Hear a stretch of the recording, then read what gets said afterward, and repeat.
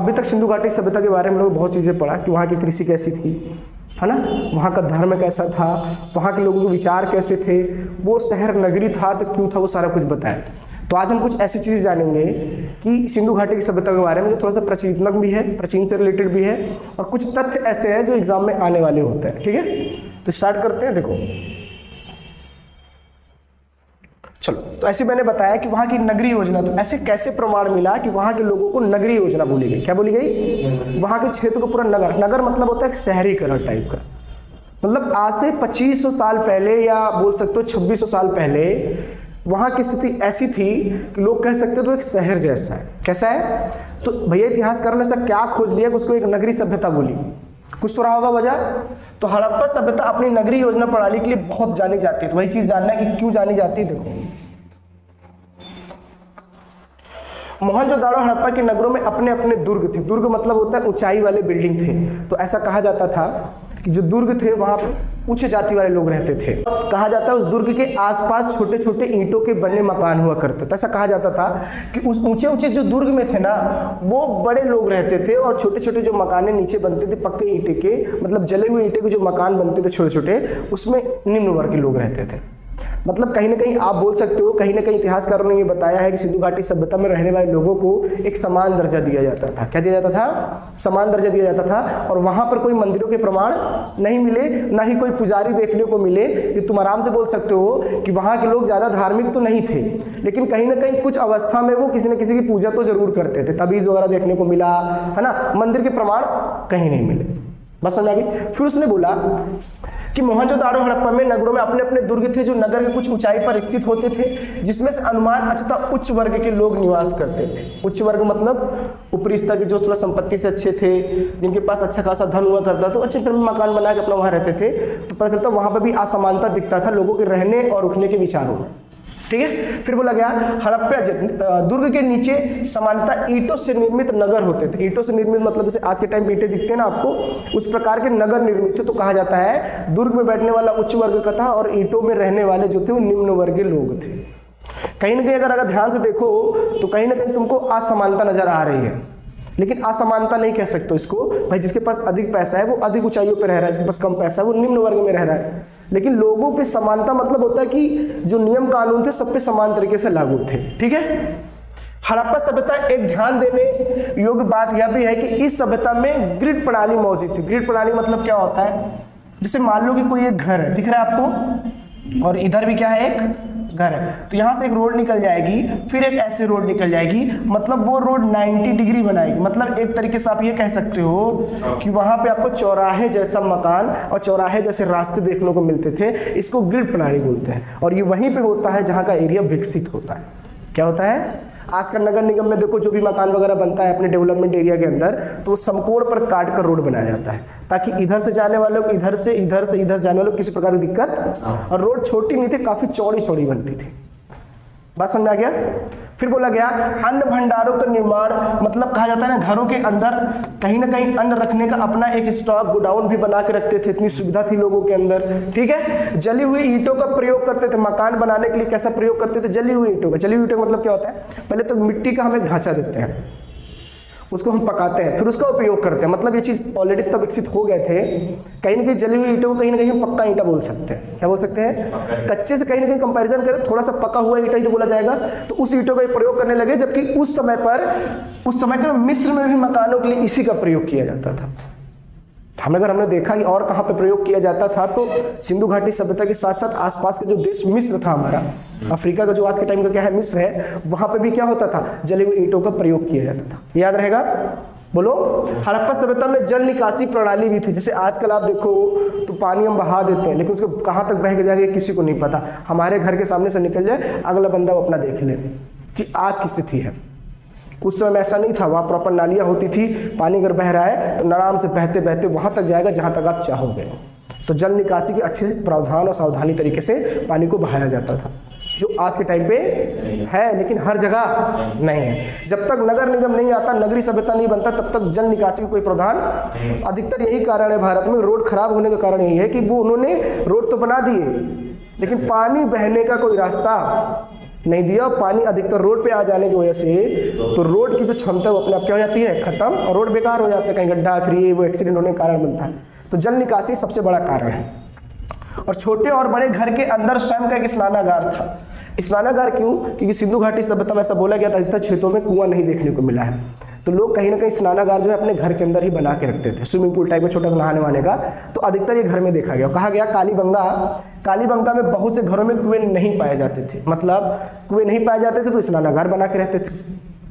बस समझ आ गया? तो कालीबंगा एक जगह है, जान गए होगे ना, जिन्होंने खोजा गया था, बाद में दिखाऊंगा मैप में आपको, ठीक है। फिर लास्ट में है कुछ स्थान जैसे लोथल और धौलावीरा में संपूर्ण विन्यास मजबूत और नगर दीवारों द्वारा भारत में वो क्या होता है, भागों में विभाजित। मतलब देखो दो होता है, एक जैसे होता है धौलावीरा और एक होता है लोथल। एक जगह है, दिखाता हूँ, देखो ये लोथल है, ये क्या है हमारा, और ये क्या है हमारा, दोनों ही गुजरात में। कहाँ है? इन दोनों के नगरों का जो बंटवारा होता था एक पक्की दीवारों से होता था। जैसे आज को देखो वो चाइना वॉल ऑफ चाइना, कहीं ना कहीं इसको अलग करता है दूसरे देशों से। चाइना वॉल मजबूती से बनाया गया है। चंगेज खान भी तोड़ने की कोशिश किया लेकिन और घुसने की कोशिश किया, तोड़ दिया था अधिकतर में, लेकिन वो फिर गया नहीं था वहाँ पे, ठीक है। तो कहने का मतलब इनको अगर बंटवारा करना है, अपने राज्यों का बंटवारा करना है या अपने राज्य को सुरक्षित करना है, तो बड़े बड़े ईंटों के टीलों से, ईंटों से दीवार बना के अपने राज्य को सुरक्षित करते थे। तो वहाँ पे भी ईंटों के प्रमाण हमको देखने को अच्छे तरीके से मिले। सिंधु घाटी सभ्यता की पुरानी इमेज तुम देखोगे तो तुम्हें प्रॉपर ये समझ में आएगा यहाँ पे कि अधिकतर वो सब कुछ ईंटों से ही बना है। किससे बना है? वो भी जली हुई ईंटों से। बात समझ रहे हो? तो जो आज के टाइम में यूज़ करते हैं, जली हुई ईंटें भट्टी में डाल के उसको बना के करते हैं, उस चीज़ की बात है, ठीक है। तो नगरी योजना तो समझ में आ गया कि भाई नगर में क्या क्या उपस्थित है, ऐसा क्या कारण था जिसको हम नगरी सभ्यता बोले। रोड अच्छी थी, पानी बहने का निकास अच्छा था, पक्के मकान हुआ करते थे। अन्नगार मतलब होता है कि अन्न को रखने का एक संग्रहालय भी अपने से लोगों ने बनाया था। प्रॉपर खाने पीने की सुविधा थी और एक विकसित देश था। सबसे बड़ी बात है तो विकसित थे, विकासशील नहीं थे, विकसित थे, डेवलप्ड थे। जो आज के कंपेरिजन में देखें तो हम डेवलपिंग हैं, पहले हम डेवलप्ड थे। इतनी बात समझ में आ गई। फिर हम देखेंगे वहाँ की अर्थव्यवस्था कैसी थी। उनकी अर्थव्यवस्था के बारे में जानते हैं, वहाँ की अर्थव्यवस्थाएं कैसी थी, ठीक है, बोलो। तो थोड़ा सा देखेंगे यहाँ पे मैप के थ्रू। देखो तो कहीं ना कहीं सिंधु घाटी सभ्यता, आपको तो पता है कहाँ से कहाँ, ये पूरा रीजन जो है सिंधु घाटी का है। बनावली, कालीबंगा, अभी कालीबंगा बताया था ना मैंने, कालीबंगा हो गया, धौलावीरा हो गया, लोथल हो गया। कालीबंगा में कई घरों में कुएं देखने को नहीं मिले थे। अधिकतर अगर हम ध्यान से देखें कुएं के प्रमाण कैसे मिलते हैं, तो हमारे आसपास आज से कुछ बीते हुए साल पहले चले जाओ, अधिकतर लोगों के घर में नहीं तो यार कुछ घरों के नियंत्रण में 10-15 घर के बीच में कुआं हुआ करता था। इतने पहले लोग को घर के मकान भी तो नहीं थे कि हर जगह बना के रहते हो। अब तो अधिकतर वो फैल रहे थे, अपना रहने की व्यवस्था को और बड़ा कर रहे थे, तो घरों में ना होकर वो हमारे आसपास लोकल एरियाज में हमको कुएं देखने को मिल जाते थे, ठीक है। फिर वही बोला गया कि वहाँ की अर्थव्यवस्था कैसी थी। तो आप बोलोगे सिंधु घाटी की सभ्यता के टाइम पे लोगों ने ना एक मापन निकाला, समान मापा, मतलब कहने मतलब गुड्स को नापने का अपना एक मेजरमेंट, मान लो पत्थर ही ले लिया उन्होंने, है ना, तो वो धातु का प्रयोग करते थे। इस प्रकार बहुत ढेर सारा वो प्रयोग करते थे। वो क्या क्या प्रयोग करते देखने को मिले। देखो सबसे पहला अनगिनत संख्या में मिली मुहरें, एक समान लिपि, वजन और मापन की विधियां। मुहरे मतलब होते तो मोहर जो मारे जाते तो वो मिले, लिपि मिले, और सबसे बड़ी बात है वजन नापने वाले जो होते हैं नहीं, जिसे हमारे आज के टाइम में बोलते हैं केजी, तराजू टाइप का बोल लो या बटखरे वगैरह होते हैं, तो वो सारे मेजरमेंट मिले। तो इससे ये पता चला कि सिंधु घाटी अधिकतर जो है वो हमारा व्यापारी वर्ग से संबंधित रखता है, कहीं ना कहीं व्यापार से रखता था। क्या रखता था?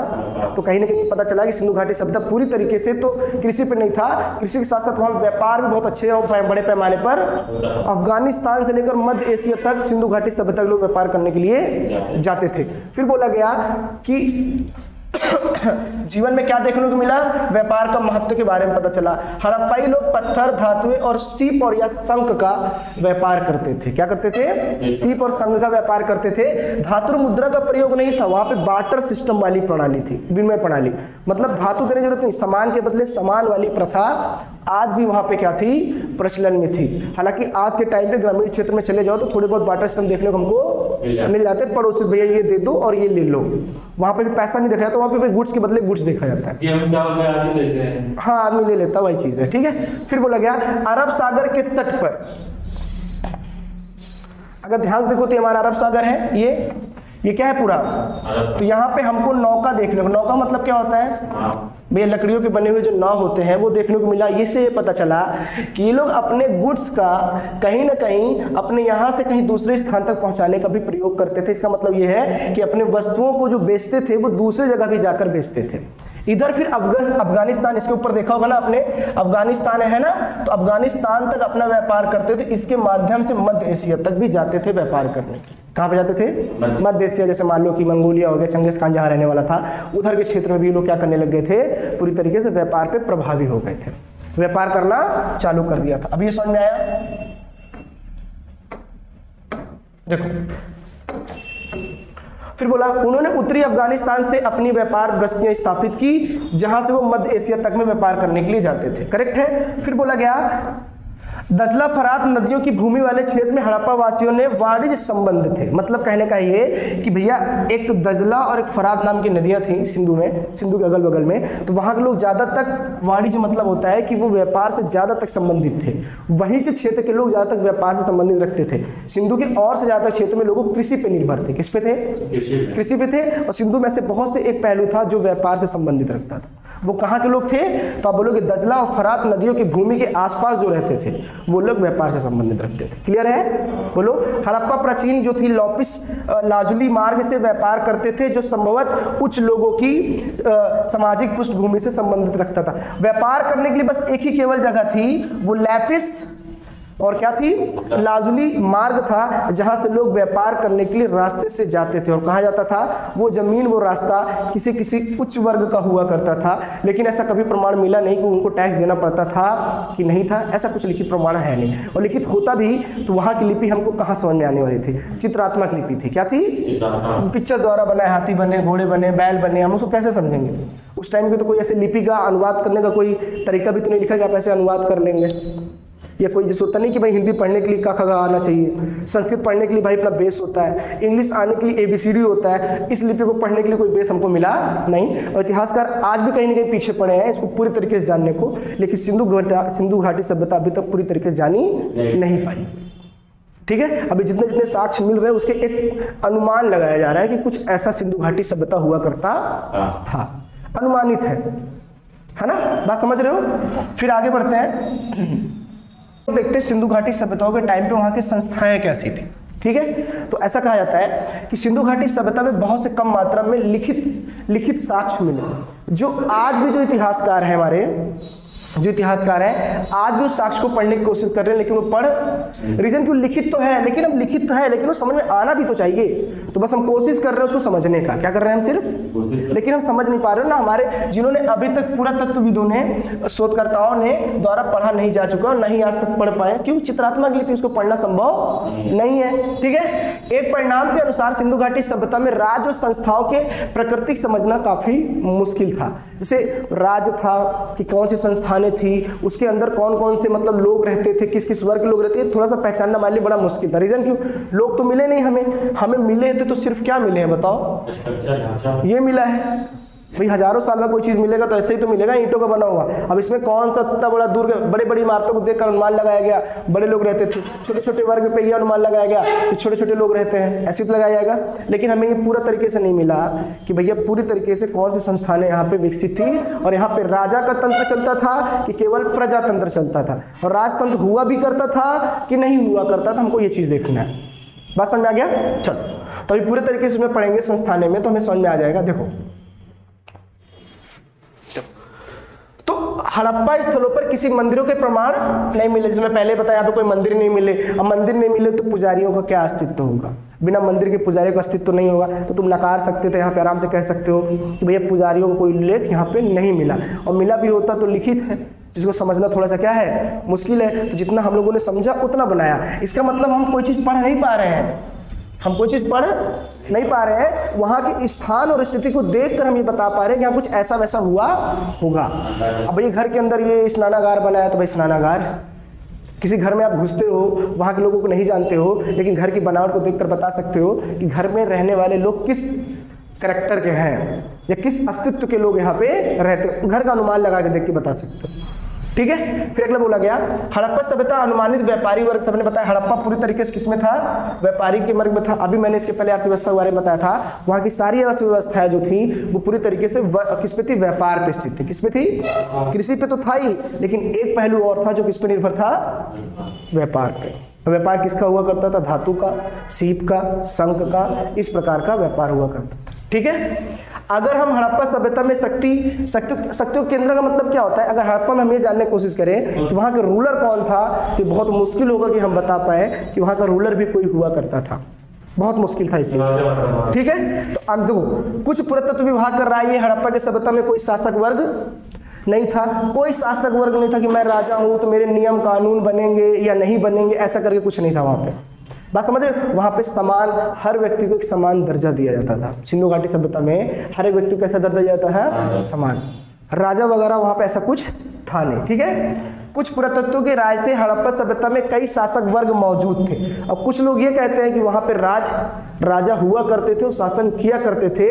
हड़प्पा कैसे कई शहरों में शासन करने वाले कई राजा हुआ करते थे। अब देख लो, एक इतिहासकार कहता है कोई शासक वर्ग नहीं था, वहाँ पे सबको समान दर्जा मिलता है। अब एक इतिहासकार का ये कहना है कि कई शहरों में राजा के प्रमाण मिले हैं और राजा हुआ करते थे। अगर नहीं होते तो इतना बड़ा जो दुर्ग है वो उच्च वर्ग के लिए था और छोटे छोटे जो बने थे वो निम्न वर्ग के लिए थे। असमानता तो यहीं से दिख रहा है, असमानता दिख रहा है। इसका मतलब जो ज्यादा ताकतवर थे वहां पे शासक हुआ करते थे, रूलर बनते थे। क्या बनते थे, वही नियम कानून बनाते थे और वही वहां की सिंधु घाटी सभ्यता का पूरी तरीके से संचालन किया करते थे। इतना चीज याद रहेगा, बोलो। तो अभी हम लोगों ने क्या पढ़ा, संस्थानों के बारे, संस्थाएं के बारे में जाना उनके। घाटी सभ्यता में शिल्प कलाएं क्या थी, शिल्प कलाएं मतलब हाथ से ऐसी कौन कौन सी चीजें हैं जो हाथ से हस्तलिपि थी, जो बनाई जा सकती थी। वहाँ पे से प्राचीनतम बहुत चीज़ें हमको देखने को मिली जो कि हाथों से बनाया जा सकता है। वो क्या था, सोना चांदी था, ज्वेलरी था, बिल्डिंगें थी। अब इतना बड़ा दुर्ग बनाया गया, इतने बड़े मकान बनाए गए, मिस्त्री वगैरह तो मिले ही होंगे, राजगीर तो मिले ही होंगे। तो इन सब के प्रमाण भी हमको वहाँ इसी से पता चलता है कि इतना बड़ा महल, इतना बड़ा दुर्ग बनाने के लिए कोई ना कोई मिस्त्री या कोई राजगीर तो होगा ही बनाने के लिए, है ना। तो उन सब का भी हमें उल्लेख कहीं ना कहीं इसी माध्यम से मिला। लिखित तो नहीं मिला, लिखित तो मिला लेकिन उसे पढ़ नहीं पाए। इन सब की अवस्थाओं को देखकर पता चला कि यहाँ पे ऐसे ऐसे वर्ग भी हुआ करते होंगे। तो सबसे पहला हड़प्पा कांस्य युगीन वस्तुएं थी। मैंने बोला यहाँ पे कांस्य निर्मित हो चुके थे, बात समझ रहे हो। और कांस्य कहाँ से हुआ था, तो तांबा जो है राजस्थान की खेतड़ी, बहुत है इंपॉर्टेंट, याद रखना। तांबा जो है सर्वप्रथम सबसे पहले कहाँ से प्राप्त किया जाता था, राजस्थान की खेतड़ी से। कहाँ से, खेतड़ी से प्राप्त किया जाता है। तो टीन अनुमानित अफगानिस्तान से लाया जाता है, याद रखना। तांबा कहाँ से, राजस्थान से, और टीन कहाँ से, अफगानिस्तान से। ठीक है। तो कांस्य निर्मित करने की विधि तो उसके उपयोग से भली भांति परिचित है। तो कांस्य की वस्तुएं बनाना, कांस्य से क्या बनाते थे, वस्तुएं बनाने में वहां के लोग काफी माहिर थे। इसलिए बोला जाता है सिंधु घाटी सभ्यता कांस्य युगीन सभ्यता है। कांस्यों का ज़्यादा प्रयोग करते थे। अब आगे आने वाले समय में लोग सोना चांदी ज़्यादा प्रयोग करेंगे। फिर आज के टाइम पे लोग देखो कोई ना कोई धातु का प्रयोग कर रहे हैं। अब जो अस्तित्व में धातु ज़्यादा होगा उसी को तो प्रयोग होगा। अब जो कम होगा, रेयर होगा, उसकी कॉस्ट ज़्यादा हो जाएगी, तो उसका लोग उपयोग नहीं करेंगे, उसको बचा के रखो। जैसे गोल्ड, सिल्वर पहले आता था, अब कम हो गया तो लोग बचाने की कोशिश करते हैं, कम से कम यूज़ करते हैं। नहीं, पहले देखो सोना तो सोना ही सोना होता था। ठीक है। बुनाई उद्योग से प्राप्त किए जाने वाले ठप्पे बहुत सी वस्तुओं पर लाए गए। बुनाई मतलब क्या होता है, हाथों से बुने हुए कोई चीज वस्तु तो उस पर मोहर बहुत मिले। तो ये पता चला कि हाथों से बनाए जाने वाले भी लिपि उन लोग के पास थे, वहीं से विकसित हो चुके थे ये लोग। बात समझ रहे हो। बड़ी बड़ी ईंटों से निर्मित जो मकान थे उसको बनाने वाले राजगीर जो मिस्त्री होते थे, तो इनका भी महत्वपूर्ण शिल्प राजमिस्त्री के नाम पे वर्ग अस्तित्व में आया। ये भी पता चला कि दुर्ग बनाने के लिए राजगीर और मिस्त्री की जरूरत पड़ती है, तो ये लोग भी अस्तित्व में सामने पहली बार आए ना। हड़प्पा नाव बनाने का भी मैंने बताया, अर्थव्यवस्था में व्यापार करते थे। अरब सागर से लेकर अफगानिस्तान से लेकर मध्य एशिया तक व्यापार करते थे। अब अरब सागर से तुम्हें व्यापार करना होगा तो पैदल तो जाओगे नहीं पानियों में, तो नाव के माध्यम से जाओगे। तो नाव बनाने की भी कला इनके अंदर आ चुकी रही होगी, बात समझ रहे हो। लेकिन वो असली वाला नाव जो बनेगा वो 1400 ही बनेगा। कब बनेगा, सन 1400 में बनेगा, वो वाला जो इलेक्ट्रॉनिक से चलेगा। आगे बढ़े, बोलो। टेराकोटा की मूर्तियों का निर्माण हड़प्पा सभ्यता की महत्वपूर्ण शिल्प विशेषक थी। चलो ठीक, टेराकोटा में जो मूर्ति नहीं, मैंने बोला कि आदमियों की मूर्ति देखने को मिलेगी तुमको, बड़े बड़े ना, इस प्रकार की जो भी मूर्तियां हैं वो टेराकोटा में देखने को मिलेगी। वो भी इंसानों ने ही बनाए। क्या बनाया है, वहाँ पे कोई मशीन नहीं था, सब कुछ हाथों से होता था। गाँव वगैरह में चले जाओ तो आज भी जो मकान वगैरह बनता है, कोई भी चीज़ इंसान हाथों से बना देता है। बहुत मशीन की टेक्नोलॉजी गाँव वगैरह में नहीं होता है। क्लियर है? तो बोला गया जौहरी जो होते हैं, ज्वेलरी बनाने वाले जो होते हैं उनको ज्वेलरी बोलते हैं ना, वर्ग सोने चांदी और कीमती पत्थरों से आभूषणों का निर्माण करते थे। निर्माण करना जानते हो मतलब बनाते थे। कौन बनाते थे? जौहरी। मिट्टी के बर्तन भी यहाँ पे क्या हुए, हमको प्राप्त हुए। बात समझ रहे हो? हड़प्पा वासियों को स्वयं की विशेष बर्तन बनाने की एक विधि थी। वहाँ के लोग विशेष प्रकार से अपनी एक बर्तनें बनाते थे, अपने खुद से मिट्टी के प्रयाग लेकर मिट्टी का प्रयोग करके वो अच्छे से क्या करते, बर्तनों का उपयोग करते थे। भाई खाना पीना खाने के लिए, रहने के लिए तो मिट्टियों का ही प्रयोग करेंगे। बोलो, खाना पका कर खाना है तो मिट्टियों का इस्तेमाल करके हम लोग उस चीज़ को बर्तनों का बना के इस्तेमाल करते थे। बात समझ रहे हो? तो बनाने की विधियाँ थी। हड़प्पाई लोग चमकदार बर्तनों का निर्माण। चमकदार बर्तन कैसे करते होंगे आप बताओ? शाइनिंग वाले बर्तन, मतलब बहुत साफ सुथरे के साथ रहते थे। और कास्ट युगीन था तो कास्ट से बनाए हुए लोग। अभी गांव में अक्सर आपने देखा होगा जो कोई बर्तन वाला आता है उस पर हम नाम लिखवाते थे, मशीन से नाम लिखते, भाई हमारा है तो हमारा ही रहे, कहीं और अगर चला भी जाए तो हम आसानी से इसे ढूंढ पाए, है ना।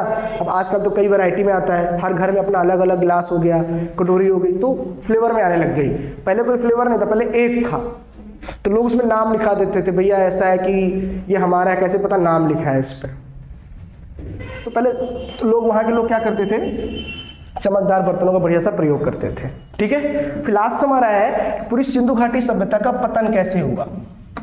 चलो, तो सिंधु घाटी सभ्यता का पतन कैसे हुआ? कई लोगों का ये कहना है कि सिंधु घाटी सभ्यता में, यानी सिंधु में बहुत ज़्यादा बाढ़ आने की वजह से सिंधु जो है पूरी तरीके से उसमें क्या हो गया, डूब गया। उसका एक प्रमाण मिलता है। कई लोग ये बोलते हैं कि आर्यों के आक्रमण होने की वजह से सिंधु घाटी पूरी तरीके से हार गई, तो वहाँ के रहने वाले लोग पराजित हो गए थे।